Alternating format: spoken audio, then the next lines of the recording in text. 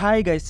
Mumbai Indians కొత్త captain Hardik పాండ్యాను troll చేస్తున్న మహమ్మద్ షమి. అయితే ఇంతకీ ఆ ట్రోలింగ్‌కి కారణం ఏంటో తెలుసుకోవాలనుకుంటే వీడియోని స్కిప్ చేయకుండా లాస్ట్ వరకు చూడండి. అలాగే మీలో ఎంతమంది మహమ్మద్ షమి బౌలింగ్ ఇష్టపడతారో ప్లీజ్ మన ఛానల్‌ని సబ్స్క్రైబ్ చేయడం మర్చిపోకండి.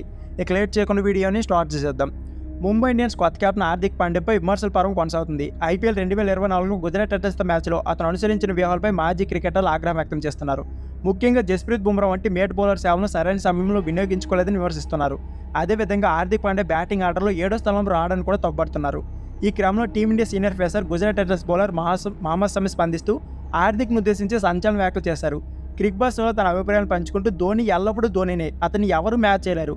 ధోని అయినా కోహ్లీ అయినా ప్రతి ఒక్క ఆటగాడి మైండ్ సెట్ వేరేలా ఉంటుంది. మన నైపుణ్యాలు ఆటకు తగినట్లుగా ప్రవర్తించాల్సి ఉంటుంది. నువ్వు గత 2 సీజన్లుగా 3 లేదంటే 4వ స్థానంలో బ్యాటింగ్ చేస్తున్నావు. ఆ పొజిషన్ ఆడడానికి అలవాటు పడ్డావు. ఒక్కోసారి 5వ స్థానంలో కూడా బ్యాటింగ్ చేయవచ్చు, కానీ 7వ నెంబర్లో మాత్రం కాదు అని పేర్కొన్నారు. ఇదే విధంగా హార్దిక్ పాండ్యా ధోనిలా 7వ స్థానంలో వచ్చి గొప్ప ఫినిషర్ అవ్వలేడని షమి అభిప్రాయపడ్డారు.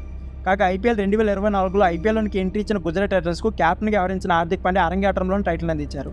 గత ఏడాది రన్నరప్గా నిలిపాడు. అయితే ఐపీఎల్ 2024 ఆరంభానికి ముందు గుజరాత్ టైటన్స్ గూటికి చేరుకుని అన్యూన్య రీతిలో రోహిత్ శర్మ స్థానంలో కెప్టెన్గా నియమితమయ్యారు.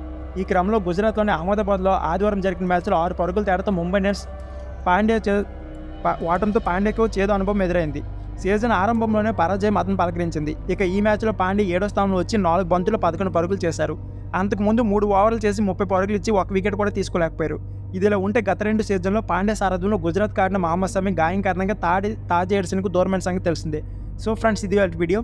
ఈ వీడియో నచ్చితే please like, share and subscribe my channel. Thank you for watching.